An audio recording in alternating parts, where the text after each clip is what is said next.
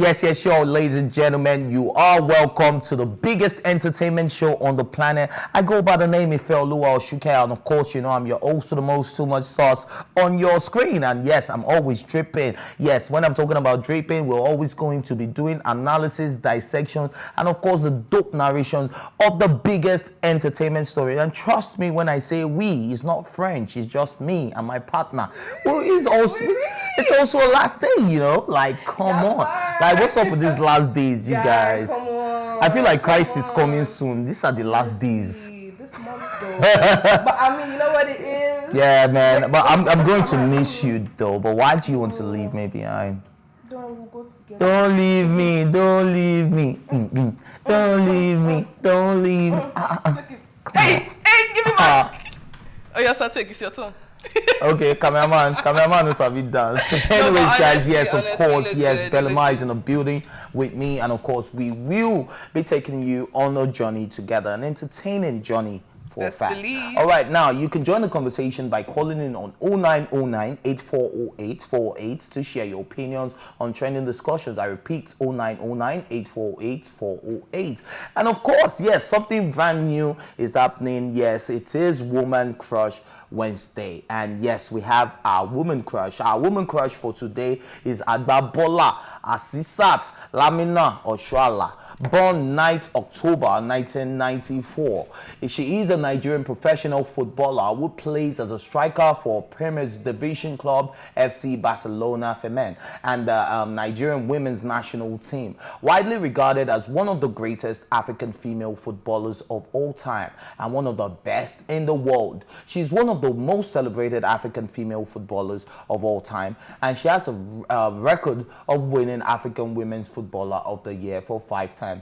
Oshoala, who dropped out of school to chase her football career, is also the founder of the Asisat Oshoala Foundation, focused on empowering girl footballers in Africa. The foundation hosts the annual Asisat Oshoala Foundation Football for Girls tournament in Lagos in October 2021. She was appointed onto FIFA's technical advisory group on the growth and advancement of women's football. Ladies and gentlemen, let's give it up for Asisat Oshoala.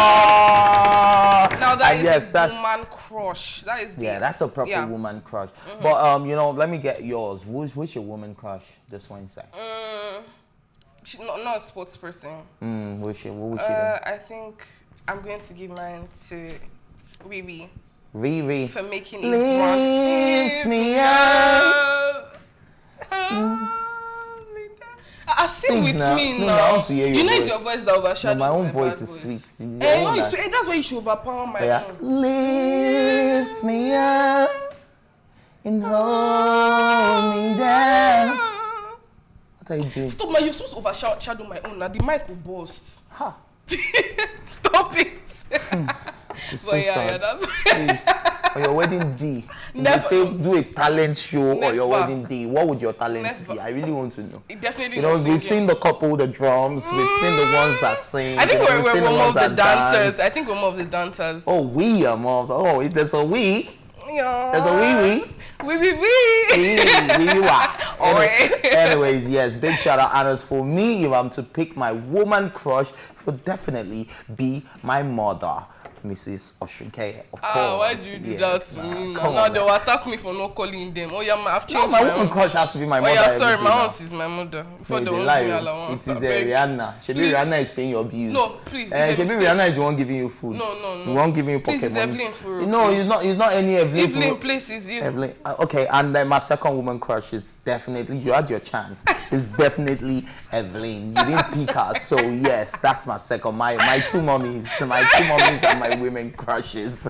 Anyways, guys, yes, we're moving on to the first story of the day, and comedian Princess Aslam Nigerians who stormed that page to troll her for not condoling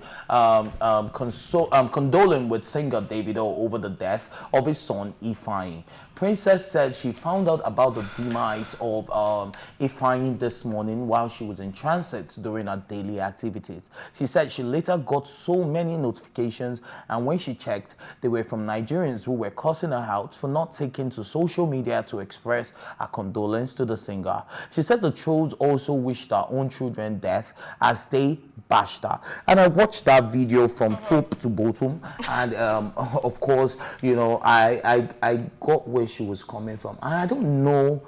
Okay, so first of all, before I even go on with this, you know, I'd like to give a special shout out to, you know, the Adeliques and of course, you know, the Rolands as well, you know, for their loss. And, you know, that's really a sad thing. And, you know, especially when it's a child involved, you know, it's something that is really, you know, he didn't deserve that. He didn't deserve that. And I just hope that, you know, they find, you know, one way or another to heal. And, you know, our prayers are going out to, you know, the Adeliques and of course, the Rolands. And yes, so moving on, you know, when I watched Princess's video, to me I was like, okay, you don't tell me how to grieve.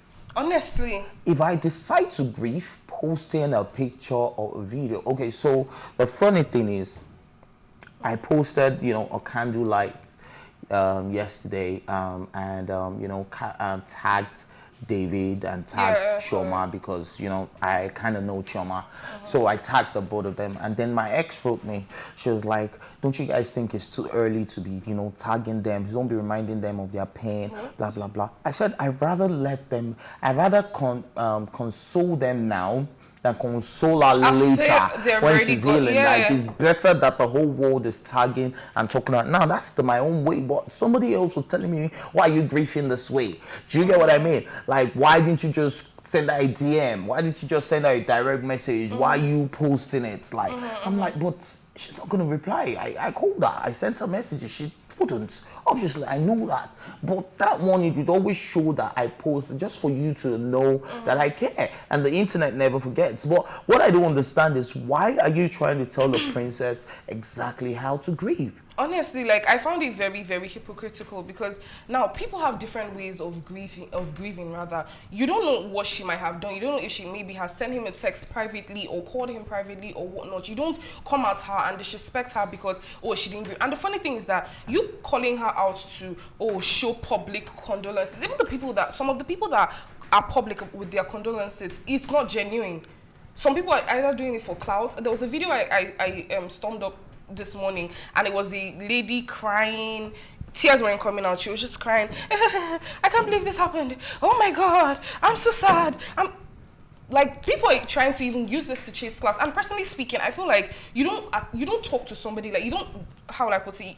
People went to the extreme of wishing her children death as well. People went to the extreme of doing whatnot. Some people themselves haven't even gotten over this. Some people haven't commented because they haven't even processed it themselves. Some people are still living in denial. They still don't want to believe it's true. Even some fans are living in denial because they're like, until Davido and Chioma come out, they're not still going to believe it until they come out and speak on it or address it. So I really want to address what you said, that some people are doing it for clout, but there are some people that are genuinely tortured, especially when a child is involved. So I'll give you a typical example. So I went to my estate supermarket yesterday, and I was the one that broke the news to, you know, the owner of the supermarket. And the moment I told her that, you know, what happened last night, say Davido lost his child. She's like, Jesus, which of them? Do you understand? I was like, fine. And this woman just said that, and she just sat down. Do you get? She just sat down. Her countenance changed. She couldn't breathe. She said, why now? This swimming pool thing that she just lost. Our friend also just lost a child in the swimming pool. Like, man, that she get, like, she was genuinely, she doesn't know David. She doesn't, apart from what she sees on the internet. So some people, it may seem like they're doing it for clout, but there are people that are genuinely touched by, you know, stuff like that. And it's actually very, very, very painful, especially when you know that it is a child that is involved. And it's his first son. And like, my mom was one who actually told me about the story. At first I thought it's just maybe one of those WhatsApp broadcasts or something like that, until I actually went, because my mom woke me up to it yesterday. She was like, Bilima, she was talking, I was like, what happened? She was telling me how Davido lost his child. I'm like, no, if that happened, I would have known. known. She was like, no, he has and everything. And I'm like, no. I was arguing with her. So I went online and I saw it and I was so surprised. Like, it's a joke. Like, I did not expect it. And considering the fact that a few years ago, D'banj also lost his son in the same way. And when Davido went to take his award on BET, he also made mention of it that major respect to my brother D'banj, who just lost his son and everything. And then considering the fact that in the space of 2 years, David lost his close associates, his friends, his all right, so still enlightened, you know, with this story, right? Let's talk about what Otumba Lamba, you know, Slim Case as is popularly called, you know, where he took to his Instagram page as well to slam colleagues and people, you know, who move on so fast after, you know, a person's demise. The musician went on his IG live ranting about how a lot of people just posted RIP and the next minute they go about their daily activity. Now, I think I understand this as well, because if I post RIP, right, my next post don't want to be a party. My next post will probably be something deep. So I feel like people, people lack that empathy, right?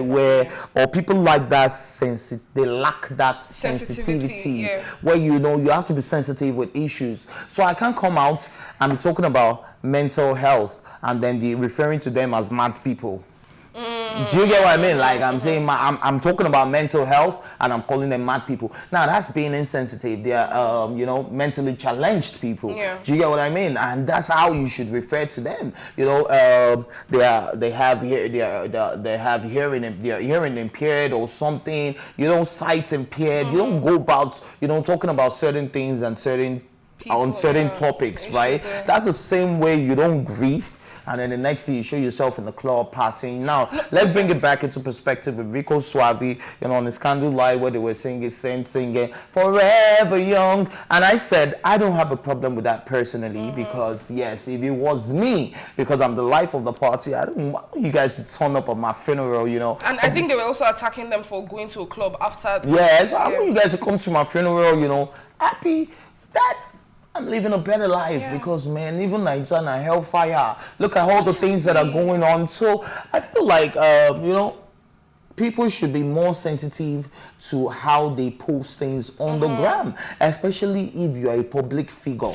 Not to be seen as not sensitive and not to be seen as, you know, your empathy is for clout. Do you understand? You might genuinely mean it, but, you know, I don't know if I should say this, but I'm one of the people that says life goes on. Life actually goes. No, that's true. I'm going to say with my full chest, because coming from another point of view from what Slim K said, now you have mourned this person regardless. But because it's a child involved.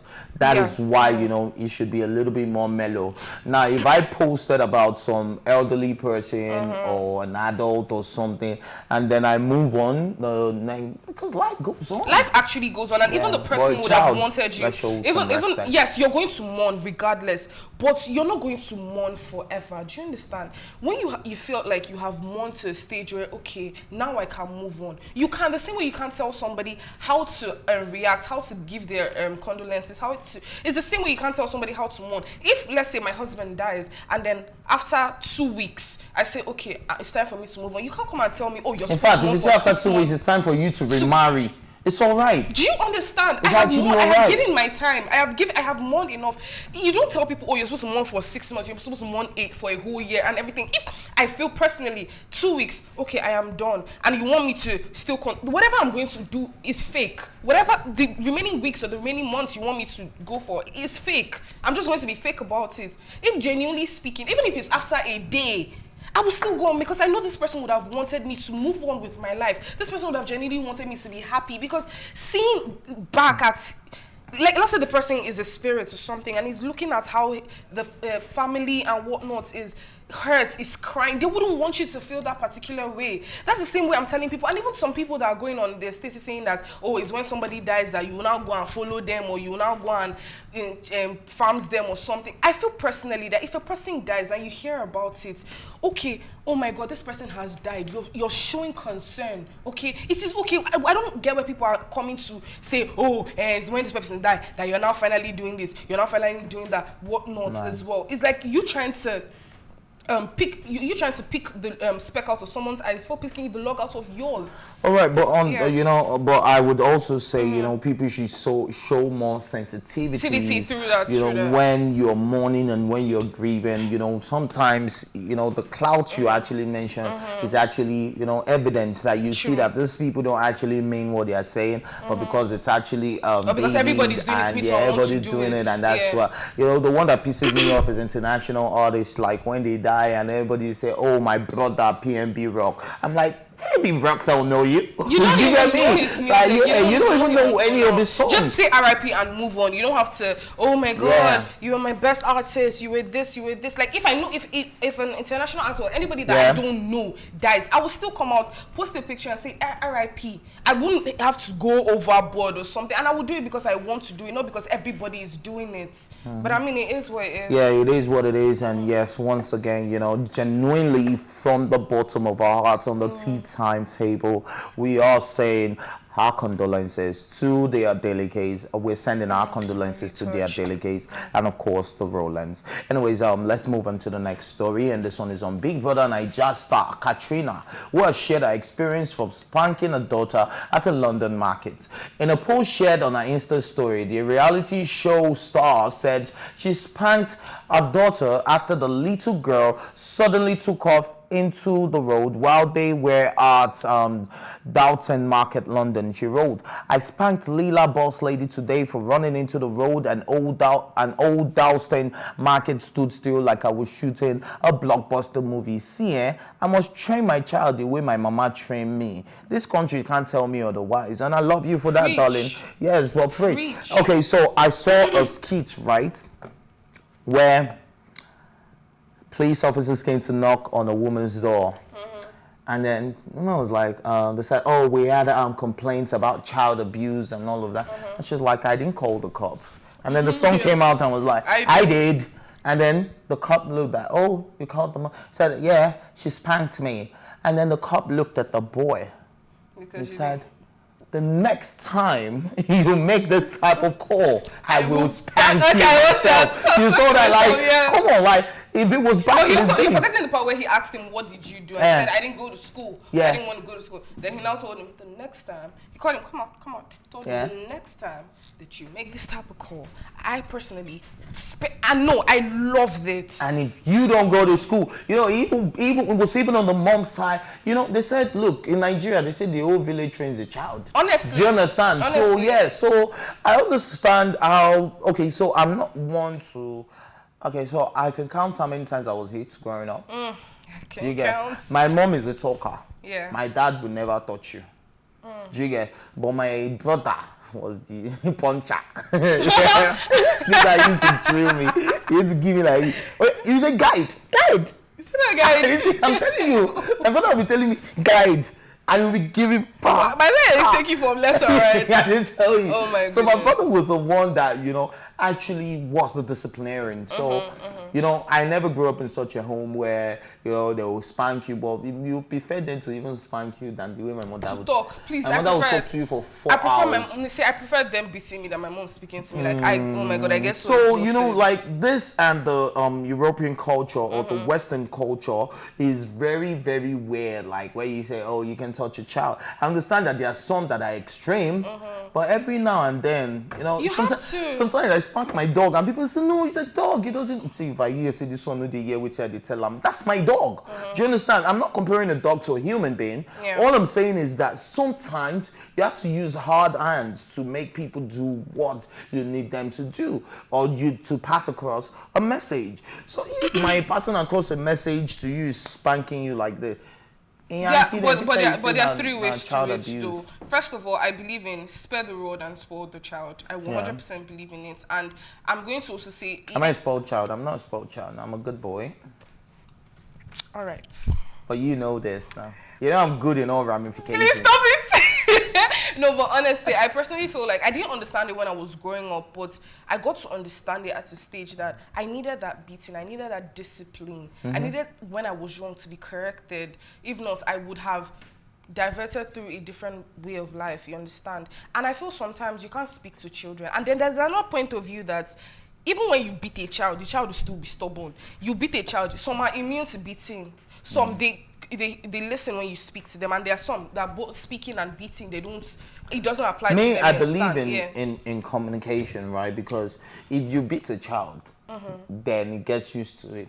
The child could be like, what's that happened? They'll beat me again. A child was supposed for that kind of thing. But then again, you know, when you communicate and you guys are actually having conversations, you are making them realize the consequences for their actions. You're making them understand that running into the road, you could get hit by a car. Do you want to, you know, you're showing them videos of children that, you know, have been hit by cars and stuff like that to make them understand why you don't actually need a child to run into the road. But sometimes your first reaction isn't what's it called now? Your first reaction is to swan. You're like, as a Nigerian parent, but you have to come and see basic. Because what would they say? If anything happens to that child, they will say negligence. True that, but there's something that also happens with Nigerian parents. And there's a difference between disciplining your child, like, yeah, you're giving them discipline, and there are some that will go to the extremes, carry something, smash the child's back. No, that's the extreme. Those ones that leave scars on their children. Leave like, scars, no, flog that's wrong. their 4-year-olds with belts, hit them. You see scars and they're bleeding and everything, and you say, oh, this child doesn't listen and whatnot.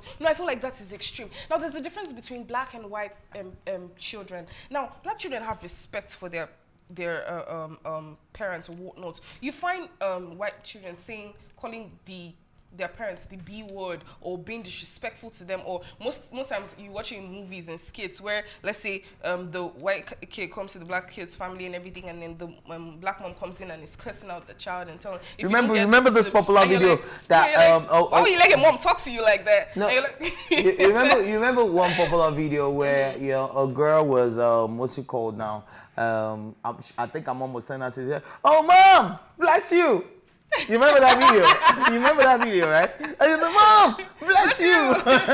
In my head, I'm like, go and try it in Nigeria now that you understand what blessing means. Because honestly, that is the reason why we have so much respect, because of the way that we've grown up and everything. And then you see some black parents, and you see other people correcting them, their aunties, their families, their neighbors and whatnot. Like you said, a village contributes to building a child and disciplining a child. But I feel like if everybody had that discipline that you get from a black family, I feel like everybody would be more respectful and everything.